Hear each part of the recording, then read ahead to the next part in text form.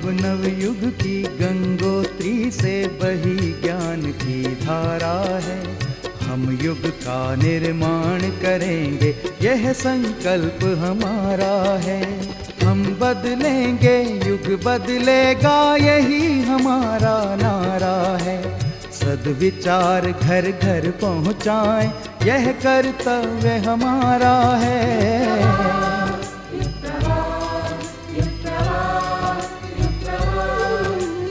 चलो बढ़ें, कुछ अच्छा कर लें, युग ने हमें पुकारा है। धरती स्वर्ग बनाएंगे, ये शुभ संकल्प हमारा है।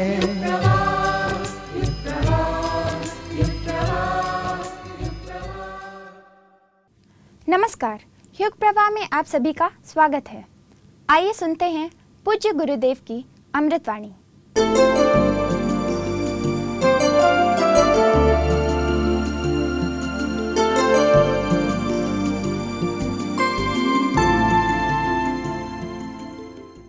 चिंतन उसे कहते हैं जिसमें कि भूतकाल के लिए विचार किया जाता है। भूतकाल हमारा किस तरीके से व्यतीत हुआ, इसके बारे में समीक्षा करिए।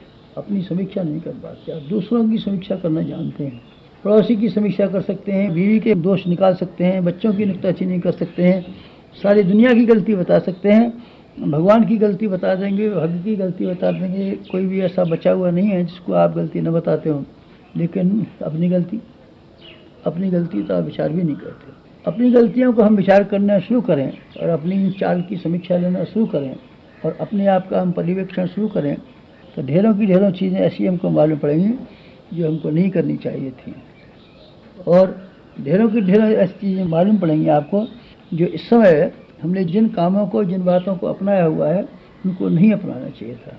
मन की बनावट कुछ ऐसी विलक्षण है कि अपना सो अच्छा, अपना सो अच्छा, बस अपना सो अच्छा, ये बात बनी रहती है। अपना स्वभाव भी अच्छा, अपनी आदतें भी अच्छी, अपना विचार भी अच्छा, अपना चिंतन भी अच्छा, सब अपना अच्छा, बाहर वालों पर गलत। आध्यात्मिक उन्नति में इसके बराबर अड़चन डालने वाला और दूसरा कोई व्यवधान है ही नहीं। इसलिए आप पहला काम वहाँ से शुरू कीजिए कि आत्मसमीक्षा से। एकांत में चिंतन के लिए जब आप बैठें तो आप ये समझें हम अकेले हैं, अब कोई हमारा साथी और सहकारी नहीं है।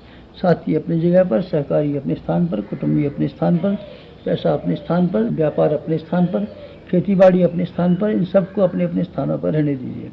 आप तो सिर्फ ये विचार किया कीजिए कि हम पिछले दिनों क्या भूल करते रहे, रास्ता भटक तो नहीं गए, भूल तो नहीं गए, इसीलिए जन्म मिला था क्या, जिस काम के लिए जन्म मिला था वही किया क्या, पेट के लिए जितनी ज़रूरत थी उससे ज़्यादा कमाते रहे क्या, कुटुंब की जितनी जिम्मेदारियाँ पूरी करनी चाहिए थी उसको पूरा करने के स्थान पर अनावश्यक संख्या में लोग बढ़ाते रहे क्या, और जिन लोगों को जिस चीज़ की ज़रूरत नहीं थी उनको प्रसन्नता के लिए उपहार रूप में लाते रहे क्या, क्यों, वजह क्या।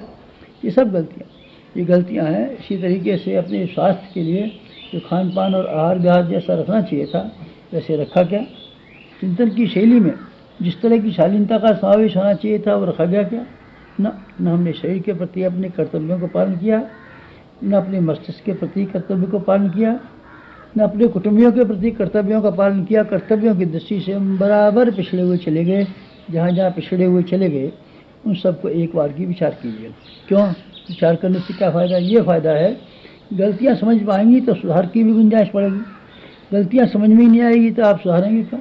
इसीलिए समीक्षा जो है, नाड़ी परीक्षा अपने आप ही कीजिए भूतकाल के संबंध में। पाप क्राइम कोई नहीं कहते, पाप उन्हें भी कहते हैं जो कि है जीवन को अस्त व्यस्त बना के रखें।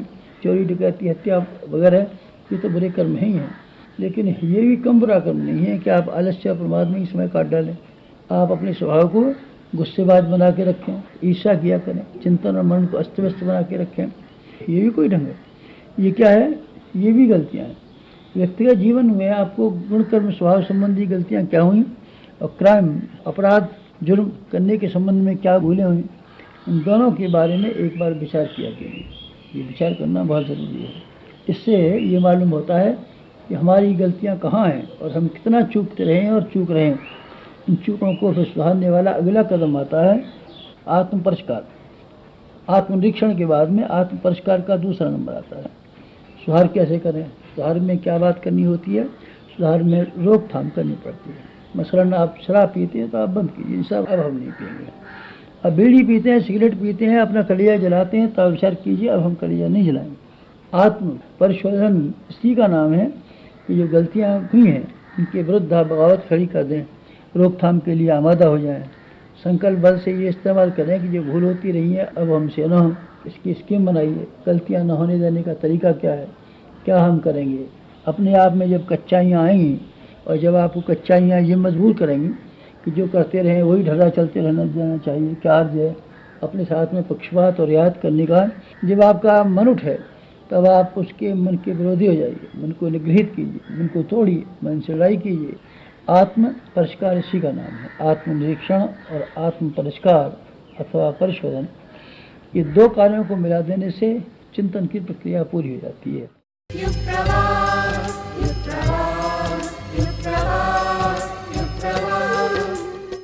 मानव जाति को ऊंचा उठाने के लिए अखिल विश्व गायत्री परिवार सदा ही सक्रिय रहा है।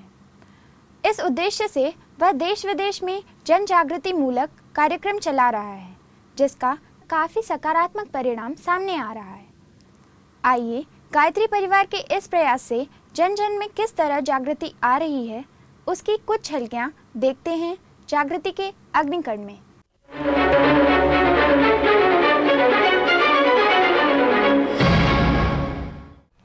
नमस्कार, गायत्री परिवार की गतिविधियों के समाचारों में आपका स्वागत है।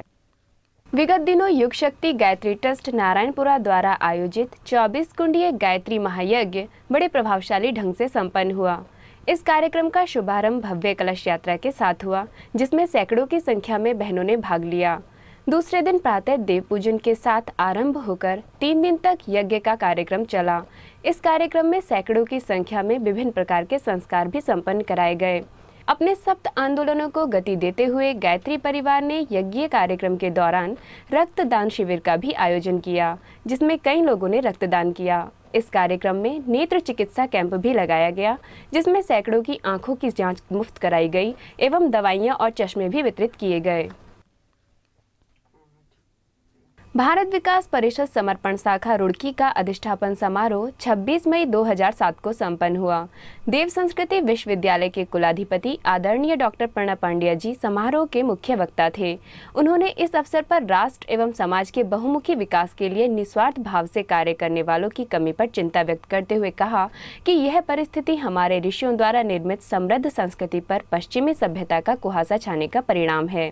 मैं समझता हूँ कि जो providing urban facilities rural areas वाला प्रोजेक्ट है पूरा का, यदि हम कुछ गाँवों में ले लेते हैं हरिद्वार क्षेत्र के और उनमें अगर इन फैसिलिटीज को करते हैं तो भारत विकास परिषद और गायत्री परिवार दोनों मिलकर के काम कर सकते हैं। तो आप और हम मिलकर के, IIT और आप हम मिलकर के, CBRI और हम मिलकर के, हाइड्रोलॉजी इंस्टीट्यूशन और हम मिलकर के, डॉक्टर्स एसोसिएशन IMA और हम मिलकर के किस तरह से सहयोग कर सकते हैं, इसका यदि एक हम लोग नमूना बना सकें तो मैं समझता हूँ कि आने वाले 1 वर्ष के अंदर हम इतने रचनात्मक प्रोजेक्ट खड़े कर देंगे कि लोग पूरे देश में, पूरे प्रदेश में, उत्तरांचल में तो, उत्तराखंड में तो ठीक है, उत्तराखंड के अलावा पूरे देश में एक नमूना खड़ा होगा कि वास्तव में अगर संगठन मिल जाए आपस में और वो बिना किसी स्वार्थ के माध्यम से जुड़े हों तो बहुत कुछ काम कर सकते हैं। भारत विकास परिषद समर्पण शाखा रुड़की के अधिष्ठापन समारोह को जॉइंट मजिस्ट्रेट श्री रविनाथन रामन, भाविव के प्रांतीय अध्यक्ष श्री अविनाश चंद्र ओहरी, प्रांतीय महासचिव श्री राजकुमार चौहान सहित अनेक पदाधिकारियों ने संबोधित किया। आदरणीय डॉक्टर प्रणब पांड्या जी सभी अतिथि महानुभावों को अपने विश्वविद्यालय की ओर से युग ऋषि पंडित श्री राम शर्मा आचार्य जी द्वारा रचित साहित्य भेंट कर सम्मानित किया।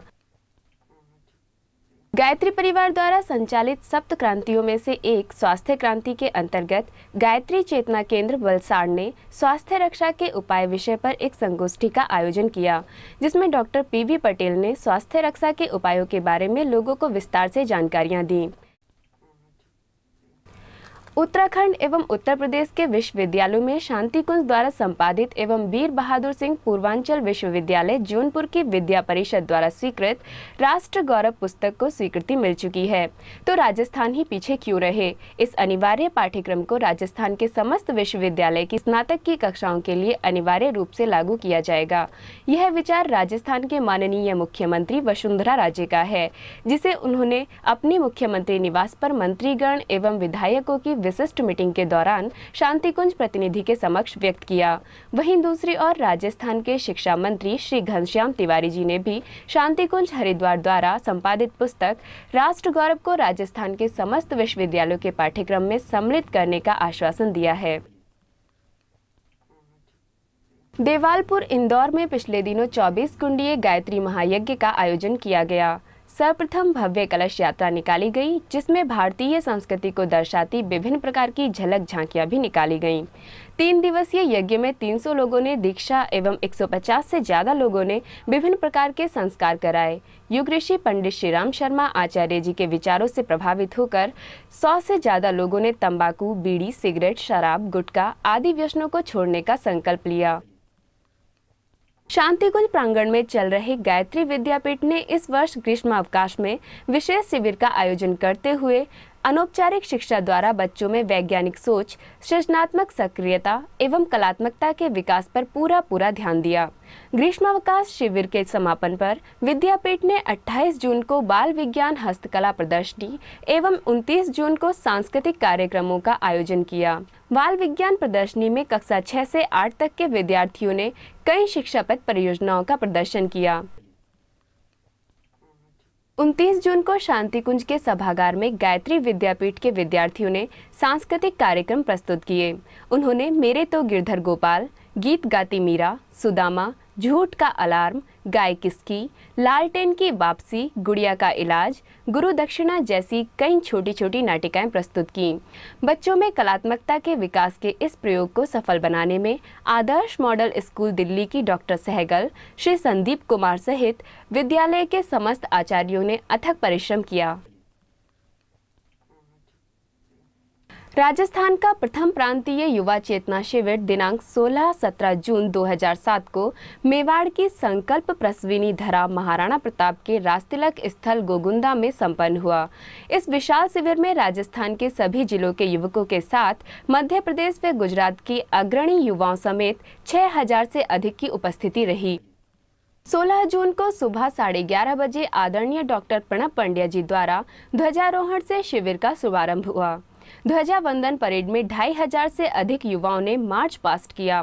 उद्घाटन सत्र में स्थानीय विधायक श्री मांगीलाल गरासिया एवं पंचायत प्रधान श्री लाल सिंह द्वारा मेवाड़ी पगड़ी पहनाकर आदरणीय डॉक्टर साहब एवं शांति कुंज टोली का स्वागत किया गया। आदरणीय डॉक्टर प्रणब जी ने युवा चेतना का जागरण एवं जीवन जीने की कला पर प्रभावी उद्बोधन दिया। रामकृष्ण परमहंस कहते थे, जब अवतार आता है तो ऐसा होता है जैसे कि गंगा में पानी जब आता है, ज्वार आता है तो पानी बल्ली बल्ली चढ़ने लगता है। जब अवतार आता है तो तिनके पत्ते आकाश चूमने लगते हैं। तो हजारों लाखों व्यक्ति आदर्शों की खोज में चल पड़ते हैं, हजारों लाखों व्यक्ति आदर्शों के पीछे भागने लगते हैं। मित्रों, ये जमाना कुछ ऐसा आया है, ये समय कुछ ऐसा आया है जब आदर्शों की खोज में ढेर सारे लोग चल पड़े हैं, कुछ बदलना चाहते हैं, कुछ करना चाहते हैं। हम लोगों को मित्रों एक नया आंदोलन खड़ा करना है, उतनी ही इंटेंसिटी भरा हुआ, उतनी ही तेजी से भरा हुआ, उतनी ही शक्ति से भरा हुआ जितना स्वतंत्रता आंदोलन था, उससे भी 100 गुना बड़ा इंटेंसिटी का आंदोलन। ये जो परिवर्तन आ रहा है, युग परिवर्तन सत्युग का, 1000 साल तक रहने वाला सत्युग आने वाला है। ऐसा 1000 साल तक आने वाले सत्युग आपकी पीढ़ियां दर पीढ़ियां, पोते दर पोते, जितने भी हमारे युवा शक्ति बेटी है, ये भी सब प्रसन्न रहें, खुश रहें, ऐसा सत्युग आने वाला है। उसके लिए जरा एक ऐसा आंदोलन हम बना दें कि आदर्शों की खोज में सब लोग चल पड़े और वह आदर्श सद्गुणों से भरा हो, सद्गुणों का समुच्चय हो और महामानवों को जीवन में उतारने की जिनके मन में अभिप्सा हो, ये हमारे आदर्श होना चाहिए। युवाओं का आदर्श परम पूज्य गुरुदेव, स्वामी विवेकानंद, महर्षि अरविंद, महाराणा प्रताप। यदि आपको अच्छा लगा है तो आप चुनने की कोशिश करें, उनकी दिशा में बढ़ने का प्रयास करें। श्री कालीचरण शर्मा ने युवाओं के लिए व्यक्तित्व विकास के सूत्र बताए। साथ ही 3 सत्रों में विभिन्न विषयों पर विशेषज्ञों द्वारा वार्ता दी गई। सायंकाल देव संस्कृति विश्वविद्यालय पर फिल्म दिखाई गई। युवा चेतना दीप महायज्ञ शपथ समारोह के रूप में संपन्न हुआ, जिसमें सृजनशील प्रतिभागियों ने हल्दी घाटी की माटी हाथ में लेकर संकल्प लिए। विगत दिनों महाराणा प्रताप जयंती के अवसर पर श्रद्धेय डॉक्टर प्रणब पंड्या जी द्वारा आयोजन स्थल पर स्थित महाराणा प्रताप के ईष्ट नीलकंठ महादेव का श्रद्धापूर्वक रुद्राभिषेक किया गया। उन्होंने राजतिलक स्थल की बावड़ी के किनारे बनी छतरी पर विराजित महाराणा प्रताप की प्रतिमा को अखिल विश्व गायत्री परिवार की ओर से भावभरी श्रद्धांजलि अर्पित की। पिछले दिनों भूम जिला उस्मानाबाद महाराष्ट्र में 24 कुंडीय गायत्री महायज्ञ एवं भव्य संस्कार महोत्सव सफलता के साथ संपन्न हुआ। यज्ञ के पूर्व एक भव्य कलश यात्रा निकाली गई, जिसमें सैकड़ों संख्या में बहनों, भाइयों एवं बच्चों ने उत्साह के साथ भाग लिया। इस महायज्ञ में हजारों श्रद्धालु परिजन यज्ञ भगवान को आहुतियां समर्पित की एवं दक्षिणा के रूप में नशीले पदार्थ त्याग कर सद्गुणों को अपनाने के लिए संकल्प लिए। यज्ञ के दौरान बड़ी संख्या में विभिन्न प्रकार के संस्कार भी संपन्न कराए गए। यज्ञ को सफल बनाने में स्थानीय एवं आसपास के इलाके के सैकड़ों श्रद्धालु कार्यकर्ताओं ने अपनी बहुमूल्य सेवाएं समर्पित की। इसी के साथ गायत्री परिवार की गतिविधियों के समाचार समाप्त हुए। नमस्कार।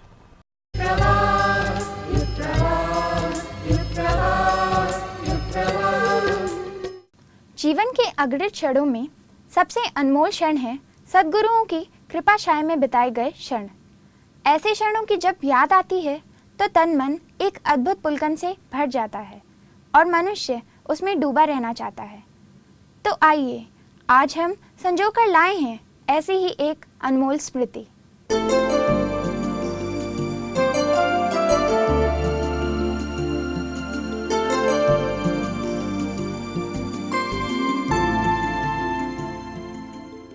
श्यालपुर में जब रहते थे 1967 में पूज्य गुरुदेव वहाँ पर किसी कार्यक्रम में आए थे। तब से हमारे पूज्य पापा श्री GN मेहता एवं माताजी श्रीमती कमला मेहता और हम सब बच्चे तब से हम लोग गायत्री परिवार से जुड़ गए थे। और बाई पापा तो श्यालपुर में काफ़ी काम करते थे। बम्बई में जब मेरी शादी हुई तब यहाँ वाशी में आने के बाद हम लोग ने भी कार्यक्रम थोड़े थोड़े शुरू किए। गायत्री महिला मंडल, प्रज्ञा मंडल बनाया। उसमें हम सब महिलाएं हर गुरुवार को भजन और साधना का कार्यक्रम करते हैं। मेरे साथ वैसे तो गुरुदेव माता जी का हमेशा आशीर्वाद रहा है, पर बिल्कुल चमत्कार जैसा ही हो गया था। एक बार मैं बैक मुझे काफ़ी रहता है, मैं उससे काफ़ी परेशान रहती थी और हमेशा अपनी चिंताएं रात को सोते समय गुरुदेव माता जी से व्यक्त करती थी। तो ऐसे ही मैं एक बार गुरुदेव से बातें करते करते सो गई। रात्रि में स्वप्न में पूजनीय गुरुदेव माता जी एवं प्रणव भैया आए। तो प्रणव भैया ने सपने में मुझे कहा कि तू इतना परेशान रहती है तो बीज मंत्र से साधना करो। सपना टूट गया। सवेरे काफ़ी सोचा और फिर हिम्मत करके शांति कुंज में फ़ोन लगाया डॉक्टर साहब को और शैल दीदी को। तो प्रणव भैया ने बताया कि बीज मंत्र क्या है ये बता दिया, परंतु स्वप्न का रहस्य मिलने पर बताऊंगा ये कहा। फिर जून 2006 में जब डॉक्टर साहब वहाँ बम्बई आए थे तब मैंने उनसे पूछा। काफ़ी जिद करने पर उन्होंने मुझे बताया कि कोई आकस्मिक विपदा आने वाली है, उससे बचाव के लिए गायत्री माता ने ऐसी प्रेरणा दी है कि बीज मंत्र से साधना करना। मैंने वह बीज मंत्र उनसे लिखवा लिया। फिर तब से मैं एक माला रोज़ उस गायत्री बीज मंत्र से करती थी रोज़। सितंबर 2006 में मुझे ब्रेड से ब्लड निकला, लेफ़्ट साइड वाले ब्रेड से ब्लड निकला। डॉक्टरों से परामर्श और टेस्ट का सिलसिला चल पड़ा। काफ़ी टेस्ट हुए और सभी 4-5 डॉक्टरों से बात हुई। रिपोर्ट हमने यहाँ शांति कुंज डॉक्टर साहब को भी भेजी। उन्होंने परामर्श दिया कि जो डक में इन्फेक्शन हो गया है वह लम्ब जैसा बन गया था तो निकाल ही देना चाहिए। फिर जुलाई 2007 में ऑपरेशन का डिसाइड किया। 27 जुलाई को ऑपरेशन हुआ था। ऑपरेशन के बाद डॉक्टर भी आश्चर्यचकित रह गए थे कि जो लंप इन्फेक्शन की वजह से जो लंप 2 अंगुल का निकला था वह बेर की गुठली के समान रह गया, 1 अंगुल का ही रह गया था। उनको भी बहुत आश्चर्य हुआ। यह सब गायत्री माता का ही चमत्कार था जो उन्होंने प्रणव भैया के रूप में आकर मुझे बीज मंत्र से साधना करने की प्रेरणा दी। गुरुदेव माता जी की अनुकंपा हमारे परिवार पर सदैव ही रही है। ऐसे चमत्कार काफ़ी हुए हैं। एक मेरी बड़ी दीदी श्रीमती रश्मि व्यास जो कि जावरा में रहती हैं, जिया जी को छाती में 3-4 गांठ निकली थी। तो उन्हीं दिनों पूज्य बाई पापा शांति कुंज में शिविर अटेंड करने के लिए आए हुए थे। दीदी ने उनको कुछ नहीं बताया था कि उनको चिंता होगी।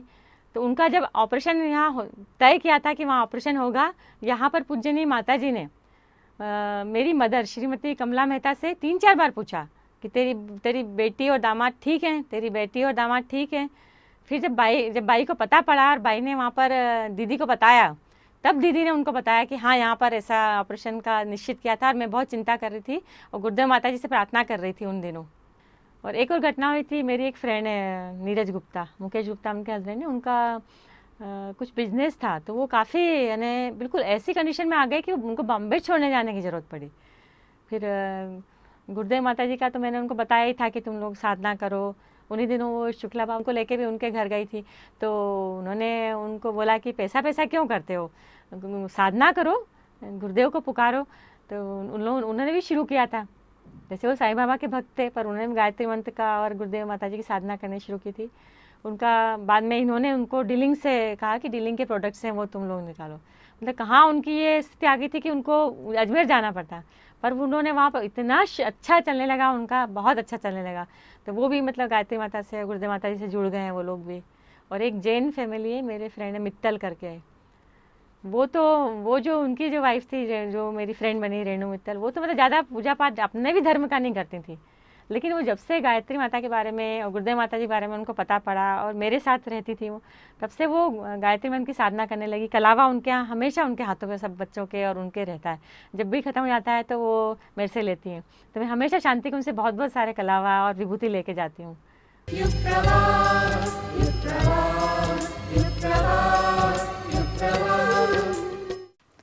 धर्म एक अनादि तत्व है। वह हर काल हर परिस्थिति में समान रूप से सभी के लिए उपयोगी और लाभदायी है, लेकिन वर्तमान युग में इसमें आई विकृतियों ने धर्म के मूल स्वरूप को ही बिगाड़ दिया है। मनुष्य को सुख, समुन्नति और शांति प्रदान करने वाला धर्म क्या है? आज की जिज्ञासा में धर्म के मर्म के बारे में और विस्तार से जानने का प्रयास करते हैं। आज हमारे स्टूडियो में शांति कुंज के प्रतिनिधि सूरज शुक्ला जी मौजूद हैं। भाई साहब, आपका स्टूडियो में स्वागत है। सबसे पहले हमें ये बताइए कि वो कौन से तथ्य हैं, वो कौन से सूत्र हैं जिन पर धर्म के इतने बड़े कलेवर की नींव रखी गई है। धर्म के बारे में ये कहा गया है, धारणात धर्मः इत्याहुः धर्मो धारयते प्रजा। धर्म जो धारण करता है मनुष्यता को, मनुष्य को, समाज को, प्रजा को। धर्म अर्थात ऐसे सिद्धांत जो मनुष्य को मनुष्य कहलाने का गौरव प्रदान करते हैं। अगर मनुष्य धर्म के सिद्धांतों का पालन न करे तो कभी भी मनुष्य से पशु और पिशाच बनने में चूकेगा नहीं। कभी भी उसका जीवन स्तर कीट पतंगों जैसे घटिया हो सकता है। हमारे ऋषियों ने कहा धर्म शाश्वत है। धर्म की जब परिभाषा की ऋषियों ने तो सत्य कहा, सत्य सनातन धर्म, शाश्वत धर्म। जन्म के साथ वो जुड़ गया है। जन्म के साथ सृष्टा ने मनुष्य के लिए कुछ निर्धारण कर दिए। जीवन क्यों मिला, जन्म क्यों दिया गया, तो उसके साथ एक उत्तर जुड़ गया, तुम्हें कुछ करना है समाज में। धर्म, अर्थ, काम, मोक्ष, पुरुषार्थ चतुष्टय कहा जाता है। धर्म अर्थात कुछ नियमों का पालन करते हुए तुम्हें पुरुषार्थ करना है। तुम्हें अर्थ अर्थात इस संसार में जो वैभव है उसका संग्रह करना है, उसको अर्जित करना है, उसको कमाना है, अपने लिए कुछ तैयार करना है। तुमने इस संसार में जन्म लिया, तुम्हें पुरुषार्थ करना अनिवार्य रूप से। धर्म में अर्थ, अगर वो मनुष्य धर्म का पालन करते हुए पुरुषार्थ करेगा, संचय करेगा, तो वो धर्म में अर्थ होगा, वो उसके लिए कल्याणकारी होगा और समाज के लिए कल्याणकारी होगा। और अगर धर्म से हट करके अर्थ का संचय करेगा तो निश्चित ही दूसरे को धोखा देगा, दूसरे के साथ छल करेगा, दूसरे का हिस्सा समेटेगा, दूसरे को धक्का मार के, दूसरे को चोट पहुंचा के अर्जित करेगा। ये अधर्म में धर्म, अधर्म में जो धन होगा वो उसके लिए भी हानिकारक है, समाज के लिए भी हानिकारक हो जाएगा। तो धर्म के साथ अर्थ जुड़ गया, धर्म के साथ काम जुड़ गया। धर्म में काम, काम अर्थात इच्छाएं। मनुष्य कुछ इच्छा रखेगा, कुछ सुनना चाहेगा, कुछ जानना चाहेगा। इस संसार के विराट वैभव के साथ जब वो जुड़ेगा तो उसके अंदर कामनाएं आएंगी, उसकी इच्छाएं आएंगी, उसके अंदर की महत्वाकांक्षाएं आएंगी। इनकी पूर्ति के लिए उसको प्रयास करना है। इसमें भी धर्म का साथ होना बहुत ज़रूरी है। अगर वो अधर्म के साथ में कुछ करेगा, इच्छाओं को अर्जित करेगा, तो निश्चित ही उसकी इच्छाएं विनाश का कारण बनेंगी, विनाश का आधार बन जाएंगी। मनुष्य का जीवन यात्रा का जो अंतिम लक्ष्य है वो है मोक्ष, अर्थात जिस उद्देश्य से उसको जीवन दिया गया, जन्म दिया गया, उस उद्देश्य को प्राप्त करे। धर्म, अर्थ, काम, मोक्ष, ये मनुष्य के लिए पुरुषार्थ चतुष्टय कहा गया है। हमारे ऋषियों ने धर्म की व्याख्या करते हुए कहा, धर्म सत्य है, सनातन है, शाश्वत है। सनातन सत्य धर्म हमारे संस्कृत में जब धर्म की जयकार बोलते हैं तो सत्य सनातन धर्म की जय, हिंदू धर्म की जय नहीं, सत्य सनातन धर्म की जय। वास्तव में हिंदू, मुस्लिम, सिख, ईसाई, ये अन्य पारसी और बौद्ध और जैन, ये जो धर्म के नाम से जिनको पहचाना जाता है, बताया जाता है, ये वास्तव में धर्म के शाश्वत सिद्धांतों से जुड़े हुए तो हैं, लेकिन ये एक संप्रदाय है। धर्म तो शाश्वत है। दुनिया का कोई भी व्यक्ति ये नहीं कह सकता हम धर्म को नहीं मानते, धर्म में हमारी श्रद्धा नहीं। अगर वो मनुष्य है, अगर वो जीवित है, अगर उसने जीवन पाया है, जीवन धारण किए हुए है, तो निश्चित ही वो धर्म का पालन करने वाला है। एक नियम है, हमारा अपना धर्म है, हम उसको पालन करते हैं। एक मशीन है, उसका अपना धर्म है। हमारे पास एक लिखने की एक पेन है, पेन का अपना धर्म है, उसको लिखना चाहिए। अगर वो लिखने का काम नहीं करती तो अपने धर्म का पालन नहीं कर रही। मनुष्य कहलाने के योग्य तभी है जब वो धर्म का पालन करे। निश्चित ही ये अपने संप्रदायों से परे कोई भी मनुष्य ये नहीं कह सकता हम धर्म का पालन नहीं करते। हर व्यक्ति धार्मिक है, हर व्यक्ति आस्तिक है। मनुष्य के अंदर की आस्थाएं, मनुष्य के अंदर के जो निष्ठा है, मनुष्य के अंदर की जो श्रद्धा है, उसको धर्म के माध्यम से पोषण मिलता है और उसके माध्यम से मनुष्य कहलाता है। इसलिए हम ये अनुभव करते हैं मनुष्य के लिए धर्म अनिवार्य है। इसके बगैर मनुष्य नहीं रह सकता। धर्म का प्रचलित स्वरूप कहीं गहरे तक हमारे जीवन, चरित्र और चिंतन को प्रभावित करता है, परंतु यही एक बहुत बड़े, एक तरह से देखा जाए तो विश्वव्यापी संघर्ष का भी आधार बन चुका है। ऐसे में क्या धर्म उपयोगी या आवश्यक है? समाजशास्त्रियों ने कहा है मनुष्य एक सामाजिक प्राणी है। मनुष्य अकेला नहीं जीवन जी सकता, वो पराश्रित है, दूसरे पर जुड़ा हुआ, दूसरे के साथ जुड़ा हुआ है। समाज अर्थात मनुष्य को सामूहिकता के साथ में प्रयास करना है। मनुष्य के जीवन की हमारे ऋषियों ने व्याख्या की तो जीवन के दो पक्ष निर्धारित किए, एक उसका बहिरंग जीवन है, एक उसका अंतरंग जीवन है। अंतरंग जीवन जिसमें आस्थाएं हैं, जिसमें भावनाएं हैं, जिसमें उसकी श्रद्धा निवास करती है, जो मनुष्य के जीवन का वास्तव में मूल आधार है। बाह्य जीवन में उसका बहिरंग जो जीवन है, बहिरंग जीवन में उसके क्रियाकलाप, उसका बोलना, उसका समाज के साथ उसका व्यवहार, परिवार के सदस्यों के साथ उसका व्यवहार, ये सब प्रभावित करता है। धर्म में मनुष्य के आंतरिक जीवन को, आंतरिक पक्ष को प्रभावित करता है। हमें समाज में, हम जिस समाज में रहते हैं, समाज के अपने नियम समाजशास्त्रियों ने बनाए। मनुष्य उन समाज के नियमों का, समाजशास्त्रियों के बनाए गए नियमों का भी पालन करता है, लेकिन मनुष्य को अंदर से उसको महानता की ओर, सामाजिकता की ओर कौन ले जाएगा, वो है धर्म की सिद्धांत। धर्म का पालन करने वाला व्यक्ति आस्तिक होता है।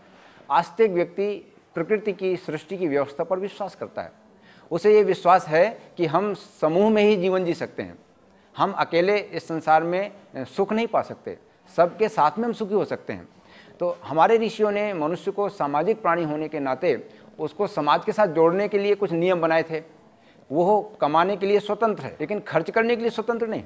उसके साथ हमारे ऋषियों ने प्रतिबंध लगाया कि खर्च तुमको समाज को देखते हुए करना है। निश्चित ही तुमने संपत्ति अर्जित की है, तुमने कमाया है, तुम खर्च कर सकते हो, लेकिन नहीं, तुम्हें अपने समाज के दूसरे भाइयों की आवश्यकताओं को ध्यान में रखते हुए अपना खर्च करना है। रोटी तुमने कमाई है, तुमको भूख लगी, तुम खा सकते हो, लेकिन नहीं, तुम अकेले नहीं खाना। समाज में किसी दूसरे भूखे को देख करके पहले उसको खिलाओ, अपनी रोटी का कुछ हिस्सा दूसरे को खिला दो। ये है हमारे धर्म का और अध्यात्म का नियम। हमें विज्ञान हमको ये नहीं बताता, हमको भूख लगी है, हमने रोटी कमाई है, हम खा सकते हैं। विज्ञान कहता है हमें पूरी छूट है, लेकिन धर्म कहता है अगर आपके सामने कोई दूसरा भूखा है तो तुम अकेले नहीं खाओगे, पहले दूसरे को खिलाओ। हमें पत्नी और बहन का अंतर धर्म सिखाता है, विज्ञान नहीं सिखाता। विज्ञान की परिभाषा में नारी नारी है सिर्फ, लेकिन धर्म हमको बतलाता है कि नहीं, नारी माँ भी है, नारी बेटी भी है, नारी सहयोगी भी है, नारी साथी भी है। नारी अगर हमारे साथ वो अधिकारी बन के आई है तो हमें उसके निर्देश का पालन भी करना है। धर्म ये सिखाता है कि हम सामाजिक प्राणी हैं, सामाजिक नियमों का पालन हमको स्वतः करना है। हम देखते हैं समाज ने एक व्यवस्था बनाई, एक नियम बनाया, चाहे वो यातायात का नियम हो, चाहे हमें व्यवहारिक जीवन में कुछ जीने के सिद्धांतों का नियम हो, हमें उनका पालन करना पड़ता है। अगर हम उनका पालन नहीं करते तो हमें दंड मिलता है। धर्म हमको कहता है ये काम गलत है, हम स्वतः नहीं करेंगे। इसके साथ जो कर्मफल का सिद्धांत हमारे ऋषियों ने बताया वो बड़ा महत्वपूर्ण है। कर्मफल मिलता है कि नहीं मिलता, स्वर्ग और नरक जैसी कहीं कोई बात है कि नहीं, लेकिन धर्म पर आस्था रखने वालों का एक विश्वास है, अगर हमने गलत किया तो हमने समाज की हानि की, हमने स्वयं की हानि की, और निश्चित उसका दंड हमको किसी न किसी रूप में तो मिलेगा ही। एक सिद्धांत है, कहीं पर अगर हमने मिट्टी का ढेर इकट्ठा किया है तो निश्चित ही कोई ऐसा स्थान होगा जहाँ पर गड्ढा किया गया होगा। हमने आवश्यकता से अधिक साधन इकट्ठे किए हैं तो निश्चित ही किसी न किसी को साधनहीनता का दुख झेलना पड़ रहा होगा। इसलिए धर्म हमको ये सिखाता है कि हम सामाजिक प्राणी हैं, हमको सबके सुख दुख में साथी बन करके आगे बढ़ना है। अब धर्म और संप्रदाय के नाम पर जो युद्ध हो रहे हैं, इसमें हमें धर्म के साथ संकीर्णता का जहर पिला दिया जाता है। हमें नियम बताए गए, जीवन के सिद्धांत बताए गए, हमें कैसा जीवन जीना चाहिए बताया गया, अच्छी बात है। लेकिन अगर किसी ने कुछ दूसरे नियम बताए हैं तो हमें उदारता के साथ उनको सुनना भी चाहिए, समझना भी चाहिए, और वो हमारे लिए आवश्यक है तो स्वीकार भी करना चाहिए। भले ही वो किसी दूसरे धर्म के द्वारा, दूसरे संप्रदाय के द्वारा बताए गए हैं, भले ही वो किसी दूसरे महापुरुष के द्वारा बताए गए हैं। हमने अपना एक संगठन बनाया, हम एक सिद्धांत के अनुयायी हैं, एक महापुरुष के विचारों के अनुयायी हैं, लेकिन विचार तो शाश्वत है। वेद को ज्ञान का मूल कहा गया। वेद अर्थात दैवी वाणी है, वो तो शाश्वत हैं, वो किसी भी माध्यम से प्रकट हो सकते हैं। किसी महापुरुष ने कुरान शरीफ लिख दी, वो भी वही ज्ञान का ही शाश्वत स्वरूप है। किसी ने गुरुवाणी लिख दी, गुरु ग्रंथ साहब लिख दिया, वो भी वही है। किसी ने बाइबल के सिद्धांत लिख दिए, वे भी वही हैं।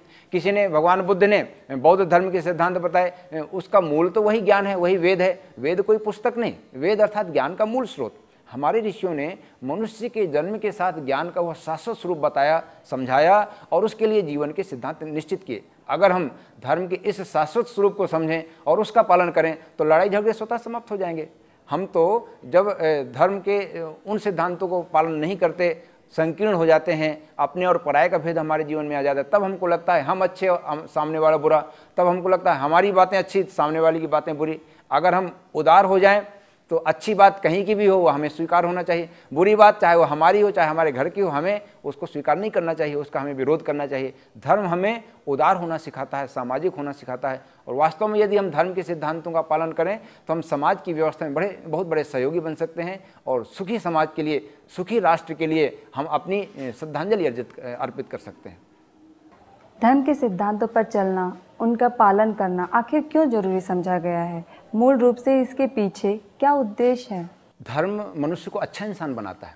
अगर मनुष्य धर्म का पालन करेगा तो अच्छा इंसान बनेगा। आज हम समाज में देखते हैं कि अच्छे इंसान की हर जगह आवश्यकता है, चाहे राजतंत्र हो, चाहे समाजतंत्र हो, चाहे जिस स्थान पर हम देखें, अच्छे मनुष्य के अभाव में योजनाएं फेल हो जाती हैं। अच्छा इंसान किसको कहते हैं? जो अच्छा काम करता है। अच्छे काम को हम किसको कहें कि कौन सा काम अच्छा, कौन सा काम बुरा? मनुष्य, जैसा कि अभी बताया, मनुष्य सामाजिक प्राणी है। मनुष्य जब दूसरों के सुख दुख का ध्यान रखते हुए कोई काम करता है तो अच्छा काम कहलाता है। जब मनुष्य स्वार्थी होकर के, संकीर्ण होकर के सिर्फ अपने लाभ के लिए काम करता है तब वो बुरा आदमी कहलाता है। मनुष्य को परमात्मा ने आवश्यकता से अधिक साधन दिए। उसकी शरीर की क्षमता, उसकी मन की सामर्थ्य, उसकी विचारों की सामर्थ्य उसकी निजी आवश्यकता से अधिक है। भगवान ने उसको दिया हुआ है। भगवान ने उसको ये अधिक सामर्थ्य दी है, इसके साथ उसको एक जिम्मेदारी दी है। कहते हैं सृष्टा ने, ब्रह्मा ने सृष्टि का निर्माण करने के साथ मनुष्य का निर्माण किया और मनुष्य के निर्माण के साथ उसने धर्म का निर्माण किया। धर्म अर्थात नियम, अर्थात उसके पालन मनुष्य के जीवन का उद्देश्य। परम पूज्य गुरुदेव वेद मूर्ति तपोनिष्ठ पंडित श्री राम शर्मा आचार्य जी, जो हमारे गायत्री परिवार के संस्थापक हैं, इन्होंने मनुष्य जीवन का उद्देश्य बताते हुए समझाया। उसके जीवन के दो उद्देश्य हैं, आत्मकल्याण और लोक कल्याण। आत्मकल्याण इसलिए कि यह कर्म योनि के अंतर्गत आता है। सिर्फ इसी योनि में, इसी शरीर में आकर जीवात्मा को अपने लिए कुछ काम कर सकती है। इसलिए मनुष्य को आत्मकल्याण के लिए कुछ प्रयास पुरुषार्थ करना है, अपने जीवन को उच्च स्तर का बनाना है, शानदार बनाना है। और लोक कल्याण अर्थात मनुष्य सामाजिक प्राणी है, दूसरों के हित का उसे ध्यान रखना है। अगर वो सिर्फ स्वार्थी होकर के सिर्फ अपना लाभ देखेगा तो समाज की व्यवस्था लड़खड़ाएगी। मनुष्य जिस तरह एक बाग का माली बाग की रखवाली करता है, इस संसार की रक्षा के लिए, इस संसार की सुव्यवस्था के लिए मनुष्य को भगवान ने बनाया हुआ है। मनुष्य अच्छा काम करे, वो अच्छा इंसान बने, इसके लिए आवश्यक है कि जो वो काम कर रहा है वो लोक कल्याण के लिए हो, समाज के हित में हो। मनुष्य जो काम करता है उसकी अंदर की प्रेरणा उसके विचारों से प्रेरित होती है। हमारे हाथ जो काम करते हैं पहले वो कार्य हमारे विचार करते हैं। मनुष्य जैसा सोचता है वैसा करता है, फिर वैसा ही बन जाता है। अगर मनुष्य अच्छा सोचेगा तो अच्छा काम करेगा। अगर वो लोक कल्याण का चिंतन करे, समाज के हित में चिंतन करेगा तो निश्चित ही समाज हित के काम करेगा। उसके विचार उसकी भावनाओं से प्रभावित होते हैं। उसका अंतःकरण यदि संवेदनशील है, दूसरे के दुख को यदि वो अनुभव कर सकता है, संवेदनशील अंतःकरण है, तो निश्चित ही वो दूसरे का हित का ध्यान रखेगा। अगर वो निर्दयी है, वो कठोर है, तो दूसरे की चिंता नहीं करेगा। संवेदनशीलता मनुष्य के अंतःकरण का गुण है। मनुष्य हृदय से, अंतःकरण से अगर संवेदनशील है, पवित्र है, तो निश्चित ही वो दूसरों के हित में सोचेगा। और जब उसका चिंतन दूसरों के हित में होगा तो उसके काम दूसरों के हित में होंगे। धर्म मनुष्य की भावनाओं का परिष्कार करता है, उसकी अंतरात्मा को प्रभावित करता है। धर्म अर्थात उसको हर समय ये बोध कराया जाता है धर्म के माध्यम से कि तुम मनुष्य हो, तुम इस सृष्टि के श्रेष्ठतम प्राणी हो, तुम मुकुटमणि हो, तुम्हें दूसरों के हित की चिंता करनी है। अपने आप को समाज का एक श्रेष्ठ और जिम्मेदार प्राणी माने तो हम वह कार्य करेंगे जिस मानवता का हित होगा, समाज का हित होगा। इससे मनुष्य अच्छा बनता है। आज हम दुनिया में देखते हैं जितने भी महापुरुष हुए हैं, किसी भी धर्म से जुड़े हों, किसी भी संप्रदाय से जुड़े हों, निश्चित ही उन्होंने मानवता के हित में सोचा, मानवता के हित में काम किया, तब वो आज श्रेष्ठ मानव हैं, तब वे पैगंबर कहे गए हैं, तब वो अवतार कहे गए, तब वो गुरु कहे गए। उन्होंने आज की परिस्थितियों में, आज के विज्ञान के युग में मनुष्य को धर्म का पालन कैसे करना चाहिए उसका व्यवहारिक स्वरूप बताए, विवेक सम्मत स्वरूप बताए। वास्तव में धर्म अगर व्यवहारिक नहीं होगा, विवेक सम्मत नहीं होगा, तो समझदार लोगों के द्वारा छोड़ दिया जाएगा। आज समाज की ठीक यही स्थिति हो रही है। हर समझदार व्यक्ति, पढ़ा लिखा व्यक्ति जो विज्ञान को जानने वाला है, वो तर्क, तथ्य और प्रमाण की कसौटी पर जानना चाहता है, और धर्म सिर्फ कर्मकांडों का, अंधविश्वासों का और मूढ़ मान्यताओं का आडंबर बनकर रह गया है। धर्म हमारी जीविका का साधन बन करके रह गया है। तो हम धर्म का वास्तविक स्वरूप समाज को बता नहीं पाते, समझा नहीं पाते, इसलिए समझदार व्यक्ति धर्म की उपेक्षा कर रहा है, धर्म को छोड़ रहा है। आज की आवश्यकता है धर्म का विज्ञान सम्मत स्वरूप, व्यवहार सम्मत और विवेक सम्मत स्वरूप यदि लोगों को समझाया जाए तो आज भी धर्म की आवश्यकता अनुभव लोग कर रहे हैं। हर व्यक्ति परेशान है, हर व्यक्ति विचलित है, उसको कौन समझाए, ये हमारी जिम्मेदारी है। धर्म क्षेत्र के जो जिम्मेदार व्यक्ति हैं, सामाजिक क्षेत्र में जो समाज सेवा करने वाले जिम्मेदार व्यक्ति हैं, उनकी जिम्मेदारी बनती है कि वे धर्म का वास्तविक स्वरूप स्वयं अपने जीवन में उतारें और लोगों को बताएं। आज की आवश्यकता तभी पूरी हो सकती है। हर व्यक्ति आज विचलित है, परेशान है, और उसकी समस्याओं का समाधान एक ही है, हम शाश्वत नियमों का, सृष्टि के जो शाश्वत सिद्धांत हैं उनका पालन करें, अर्थात धर्म के सिद्धांतों का हम पालन करें। धर्म के सिद्धांत क्या आज भी उपयोगी हैं? वर्तमान परिस्थितियों में युग धर्म का क्या स्वरूप होना चाहिए? धर्म के लक्षण बतलाते हुए हमारे धर्माचार्यों ने कहा है, चत्वारः सन्ति धर्मस्य पादा वृषभ रूपण। धर्म को वृषभ का रूप कहा गया है। कौन कौन से? विवेकः, संयमः, सेवा, तुरीयः, साहसः, शुभः। विवेक, संयम, सेवा और साहस, ये धर्म के 4 पद बताए गए हैं, 4 चरण बताए गए हैं। विवेक अर्थात समझदारी। मनुष्य कहलाता है अपनी बौद्धिक क्षमता के बल पर। अगर उसकी विचार करने की क्षमता उससे अलग हो जाए, सोचने की सामर्थ्य, विवेक ये अलग कर दिया जाए, तो मनुष्य पशुओं से, कीड़े मकोड़ों से भी गया बीता प्राणी है। सिर्फ विवेक, विचार शक्ति, सोचने की सामर्थ्य, ये मन का संस्थान ही एक ऐसी विशेषता है जिसे मनुष्य गौरवपूर्ण प्राणी है, सृष्टि का श्रेष्ठतम प्राणी कहा गया है। विवेक मनुष्य के जीवन का एक अनिवार्य लक्षण है। धर्म का एक पहला चरण है विवेक। समझदार, समझदार का अर्थ होता है दूरदर्शी विवेकशीलता। हमें तुरंत का लाभ ही नहीं देखना है, हमें आगे की भी बात सोचनी है। हमारे किसी भी कार्य से हमको जो लाभ हो रहा है वो तो ठीक है, लेकिन उसका दूसरों पर क्या प्रभाव पड़ने वाला है, दूरगामी परिणाम। विवेक, समझदारी। विवेकशील मनुष्य कठिन से कठिन परिस्थितियों में भी उचित रास्ता निकाल लेता है।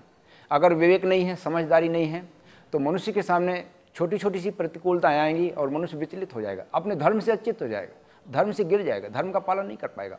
मनुष्य मनुष्यता का पालन नहीं कर सकता। अगर वो समझदार है, विवेकशील है, दूर तक सोच सकता है, भविष्य के बारे में विचार कर सकता है, भूतकाल की घटनाओं से कुछ सीख सकता है, तब वो वर्तमान का अच्छा से अच्छा उपयोग कर सकता है और निश्चित ही वो सच्चे अर्थों में मनुष्य बनकर के जीवन जी सकता है। दूसरा है संयम। संयम अर्थात मनुष्य को इस संसार में अर्जित करना है, पुरुषार्थ करना है, श्रम करना है और संपत्ति अर्जित करना है, वैभव अर्जित करना है, अपना संगठन बनाना है, अपना परिवार बनाना है, समाज के लिए वो उपयोगी बनने वाला है। तो संयम अर्थात उसके द्वारा जो साधन अर्जित किए गए हैं उनका अपने हित में न्यूनतम उपयोग। जो भी हमने पाया है, जो भी हमारे पास हमारा अपना है, वो सबका सब हमारे लिए नहीं, उसका कुछ हिस्सा, एक हिस्सा हमें समाज के लिए भी निकालना है। संयम अर्थात अपनी शक्तियों का दुरुपयोग रोकें, अपनी शक्तियों का अच्छा से अच्छा सदुपयोग करें, अपने लिए कम से कम और समाज के लिए अधिक से अधिक। धर्म का तीसरा चरण आता है सेवा। सेवा अर्थात हम सामाजिक प्राणी हैं, हम इस सृष्टि के श्रेष्ठतम प्राणी हैं। परमात्मा ने हमको एक जिम्मेदारी दी है, हमें दूसरों के लिए कुछ करना है। सेवा, सेवा अर्थात दूसरों के दुख सुख में हमें भागीदार बनना है। किसी को कोई कष्ट है, किसी को कोई दुख है, किसी को कोई तकलीफ है, क्या हम उसमें उसकी मदद कर सकते हैं? हमारे पास जो भी हमारा अपना है, कहते हैं ऋषियों ने कहा है, हमारे पास हमारी अपनी इंद्रिय सामर्थ्य, शरीर की सामर्थ्य। क्या हम हाथ से किसी की मदद कर सकते हैं? पैरों से किसी की मदद कर सकते हैं? क्या हम वाणी से किसी की मदद कर सकते हैं? हमारी अपनी इंद्रिय सामर्थ्य, हमारी अपनी समय की सामर्थ्य। हम जीवित हैं, हमारे पास जीवन है, तो हमारे पास समय है। क्या हम अपने समय से किसी की मदद कर सकते हैं, किसी की सेवा कर सकते हैं? हमारा समय क्या सिर्फ हमारे लिए, अपने काम के लिए रहेगा कि उसका थोड़ा सा हिस्सा पड़ोसी के काम आ सकता है? समय के माध्यम से हम दूसरे की मदद कर सकते हैं। हमारे पास हमारे विचारों की सामर्थ्य, चिंतन, मनुष्य की अपनी जो एक विशेषता है, हम दूसरों के हित में क्या कुछ चिंतन कर सकते हैं? क्या हमारे गांव की जो समस्याएं हैं, क्या उस पर हम विचार कर सकते हैं? हमें सोचना चाहिए। हम अपनी चिंताओं से, अपनी समस्याओं से तो चिंतित बने रहते हैं, लेकिन पड़ोसी की समस्या, गांव की समस्या, राष्ट्र की समस्या, इस सारे विश्व की समस्या, क्या हम पर कोई जिम्मेदारी नहीं है? निश्चित ही हमें जिम्मेदारी अनुभव करनी चाहिए और हमें अपने विचारों से दूसरों के हित में सोचना चाहिए। ये हमारी विचारों से दूसरों की सेवा है। और अंत में चौथा चरण आता है सेवा के बाद साहस। साहस अर्थात बहादुरी। मनुष्य सर्वश्रेष्ठ प्राणी है, उसकी जिम्मेदारी है समाज में कहीं भी कोई प्रतिकूलता है उसे साहस का परिचय देना है। सबसे पहले साहस उसको स्वयं के क्षेत्र में दिखाना पड़ता है। ऐसी प्रतिकूलता उसके जीवन में आती हैं जो उसको उसके धर्म से विचलित करती हैं, उसको प्रेरित करती हैं, तुम अपना काम पूरा करो, अपना हित करो, समाज की चिंता मत करो। लेकिन हम सामाजिक प्राणी हैं, हमारा धर्म है समाज की हित करना। अगर हमारे अंदर साहस होगा तो निश्चित ही हम अपने स्वार्थ को ठोकर मार करके समाज की चिंता करेंगे। अपने लिए हम उदार रहें और दूसरों के लिए कठोर हो जाएं तो हम निश्चित ही धर्म से अच्युत हो गए, धर्म से गिर गए, धर्म से हम गिर गए, अलग हो गए। हमें अपने लिए कठोर होना होगा और समाज के लिए उदार होना होगा। हमारे ऋषियों ने सच्चे धार्मिक की पहचान यही बताई है कि जो अपने लिए अधिक से अधिक कठोर और दूसरे के लिए अधिक से अधिक उदार। अपनी कठोरता अर्थात वो हमारा तप है, उससे हमारा आत्मकल्याण होना है, उससे हम अपने आप को ऊंचा स्तर दे पाएंगे, हमारी आत्मा का स्तर बढ़ेगा, हम मनुष्यता से महामानव की ओर, देवमानव की ओर, संत और शहीद की ओर आगे बढ़ेंगे। धर्म के इन 4 चरणों का पालन करेंगे तो निश्चित ही हम शानदार जीवन जिएंगे। धर्म इस प्रकार हम देखते हैं कि हमारे लिए कितना अनिवार्य है। मनुष्य को शानदार मनुष्य बनने के लिए धर्म आवश्यक है, हमें उसको अपने जीवन में निश्चित ही उतारना चाहिए। आप हमारे स्टूडियो में आए और इतनी महत्वपूर्ण जानकारी दी, इसके लिए धन्यवाद।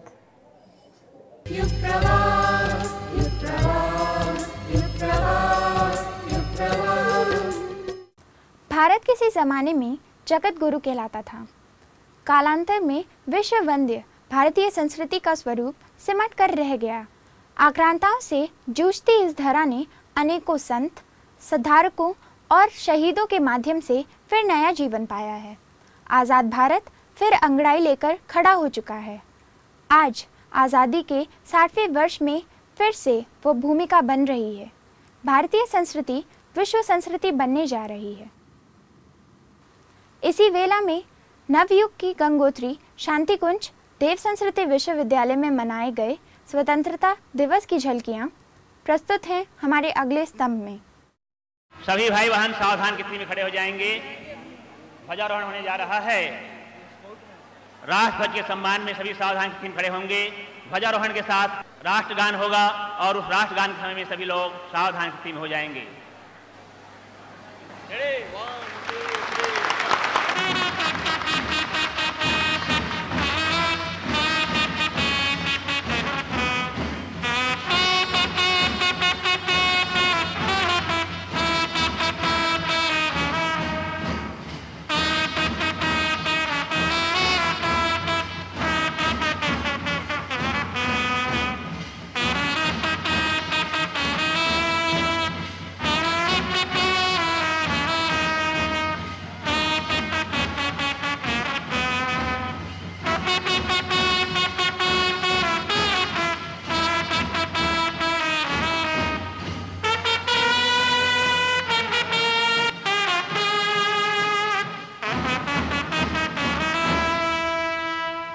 सर्वप्रथम गायत्री विद्यापीठ की छात्राएं सरस्वती वंदना प्रस्तुत करेंगी।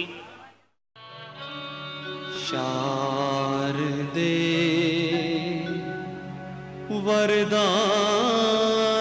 दे मां,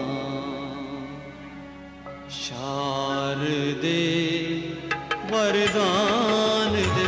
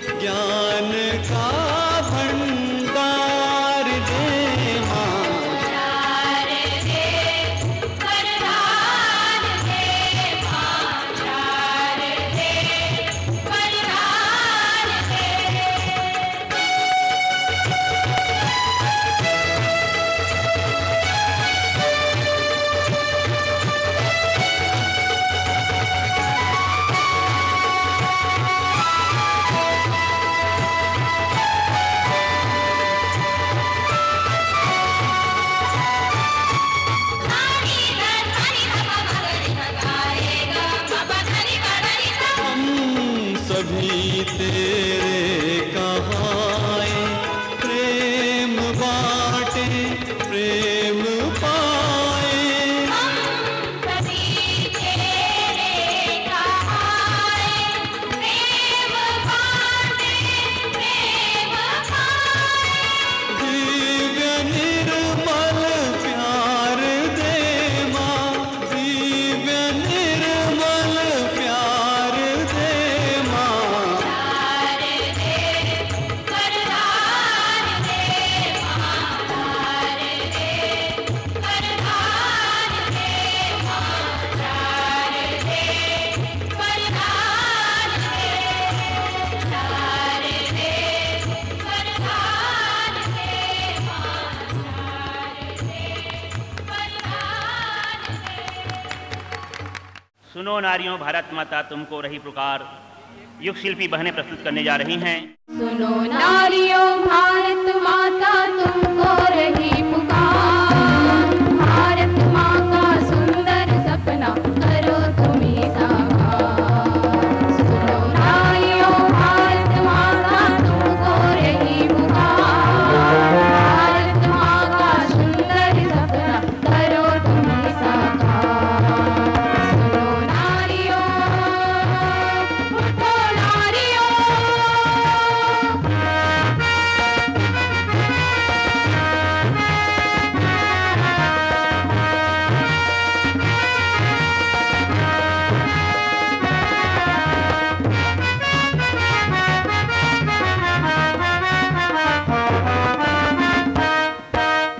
उच्छृंखल हो रहे मनुष्य से अब समाज है ऊपर, आज देश का कोना कोना है चिंता में डूबा।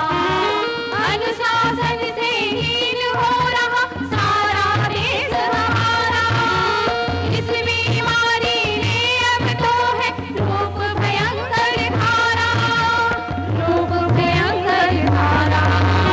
अब अनुशासित सभ्य पीढ़ियां करो तुम्हें तैयार, भारत माँ का सुंदर सपना करो तुम्हें साकार। सुनो नारियों।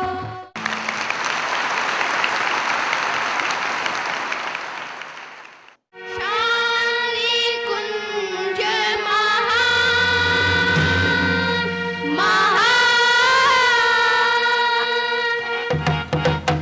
जय शांति कुंज महान, जय शांति कुंज महान, जय शांति कुंज महान, जय शांति कुंज महान।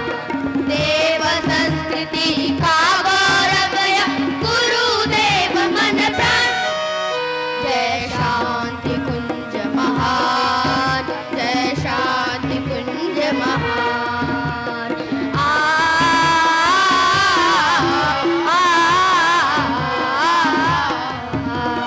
इसकी महिमा गाती प्रतिपल भागीरथी की धारा। ओहो हो, ओहो हो। विश्वामित्र की पुण्य भूमि को तप से गया सवारा। हरिओ हरिओ, गुरुदेव ने सत्यनिष्ठ हो धरती को स्वर्ग बनाया। ओहो हो, ओहो हो। गंगा गोद हिमाल की छाया, गंगा गोद हिमाल की छाया, सप्तऋषि गुरुधाम।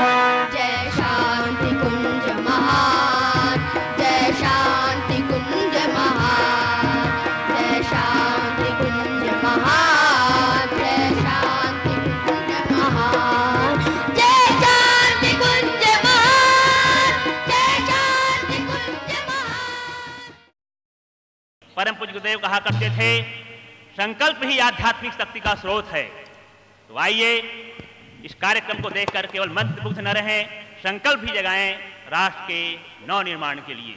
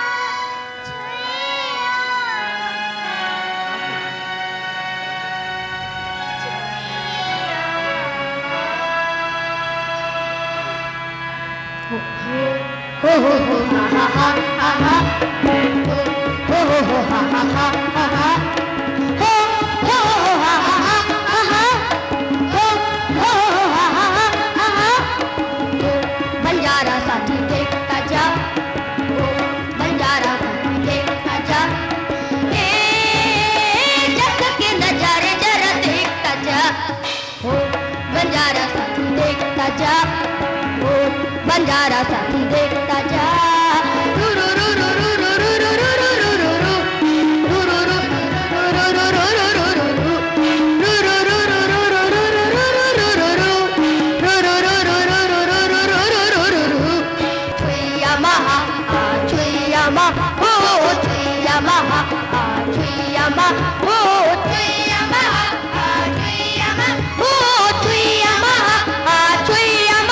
वंदे मातरम मातरम मातरम, वंदे मातरम मातरम मातरम, वंदे मातरम मातरम मातरम, वंदे मातरम मातरम मातरम, वंदे मातरम मातरम मातरम, वंदे मातरम मातरम मातरम।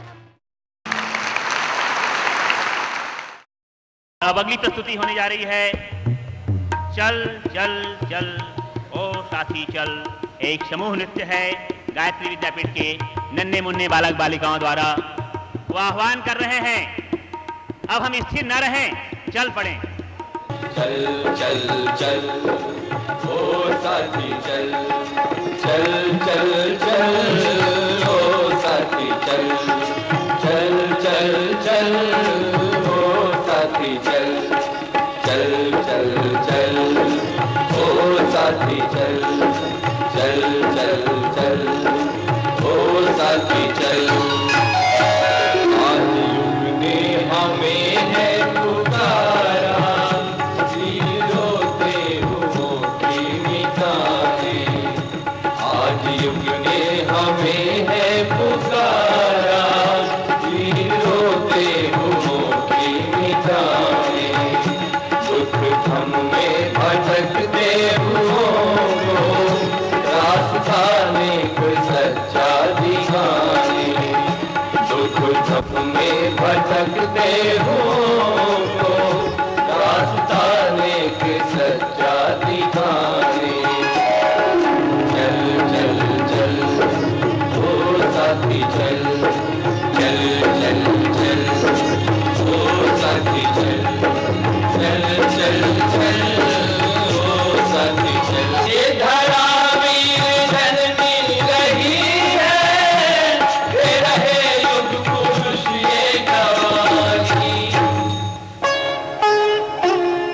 मेरा रंग दे बसंती चोला, मेरा रंग दे ओ मेरा रंग दे बसंती चोला, ओए रंग दे बसंती चोला, माए रंग दे बसंती चोला। सीने पर दुश्मनों की हम गोलियां सहेंगे, आजाद ही रहे हैं, आजाद ही रहेंगे। हम आज स्वतंत्र हुए हैं, पर हमें एक नए राष्ट्र का निर्माण करना है। हमारे साथ बोलिए, जय हिंद। जय हिंद। जय जवान जय किसान, जय जवान जय किसान, जय जवान जय किसान।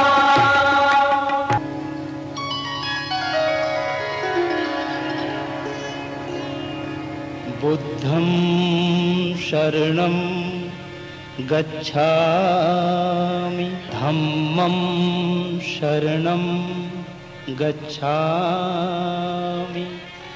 संघं शरणं गच्छामि।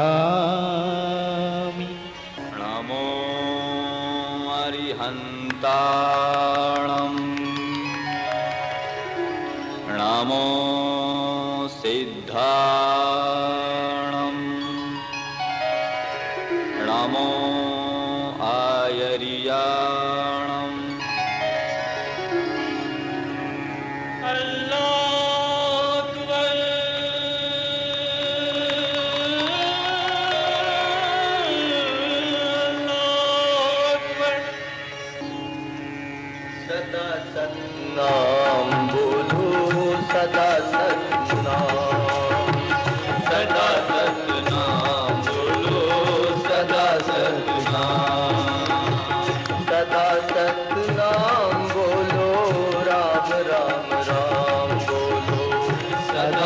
सतनाम बोलो, राम राम राम बोलो, सदा सतनाम बोलो, सदा सतनाम।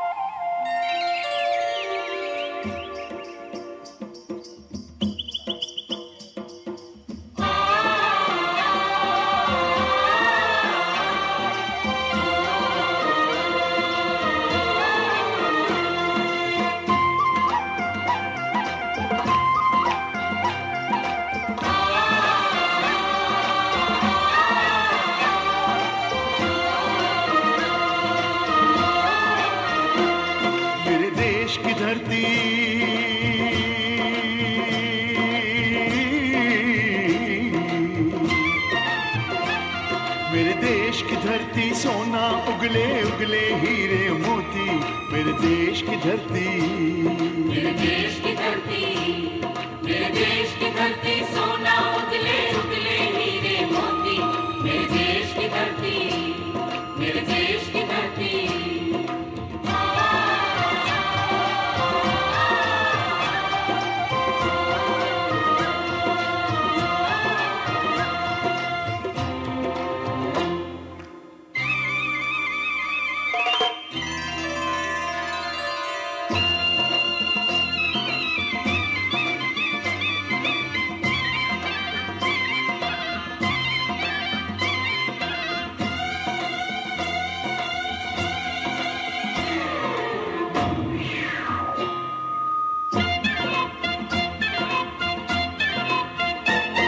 बैलों के गले में जब घुंघरू जीवन का राग सुनाते हैं, जीवन का राग सुनाते हैं, गम को सो दूर हो जाता है, खुशियों के कमल मुस्काते हैं, खुशियों के कमल मुस्काते हैं।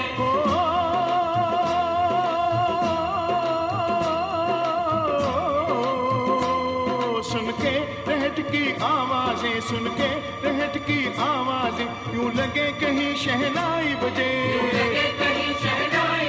आते ही मस्त बहारों के दुल्हन की तरह हर खेत सजे, दुल्हन की तरह हर खेत सजे। मेरे देश की धरती,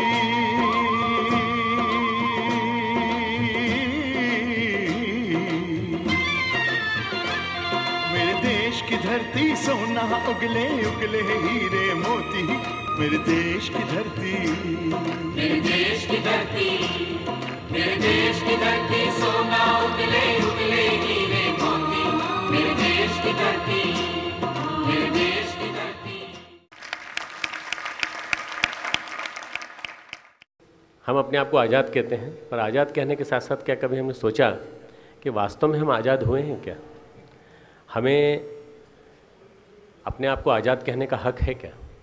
आज़ादी वो होती है जिसमें आदमी अपने देश में चैन से सांस लेता है। जब अगणित लोग चैन से सांस न ले पाएँ तो आप कैसे बैठ सकते हैं? आप कैसे शांति से बैठ सकते हैं?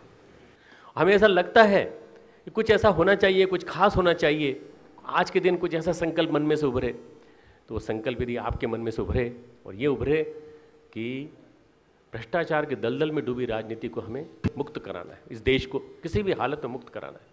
हमारी निष्ठा किसी देवी देवता के स्थान पर राष्ट्र देवता के आधार पर, हम गायत्री माता को विश्व माता मानते हैं, हम देव माता मानते हैं, वेद माता मानते हैं, पर हम गायत्री माता से चिपके हुए नहीं हैं। हम इतना विराट चिंतन रखते हैं कि हम ये कहते हैं कि राष्ट्र ही हमारा देवता है और राष्ट्र को समर्थ और सशक्त बनाने के लिए जो भी प्रयास किए जाएंगे उसके लिए हमारी हर एक की आहुति लगनी चाहिए। अगर अपनापन और सुकून लौटाना है और देश को पुनः आज़ाद करना है, किससे? विभिन्न प्रकार की जो गुलामियों ने जिनको जकड़ रखा है, तो हमें आज के दिन प्रतिज्ञाबद्ध होना पड़ेगा कि हम सब मिलजुल करके परम पूज्य गुरुदेव के स्वप्न को साकार करें, राष्ट्र को पुनः आज़ाद बनाएंगे, अपने आप को बदलेंगे, अपने आसपास के वातावरण को बदलेंगे, परिवार को बदलेंगे, समाज को बदलेंगे, सारे संसार को बदलने के लिए अपने आप को कृत संकल्प करेंगे।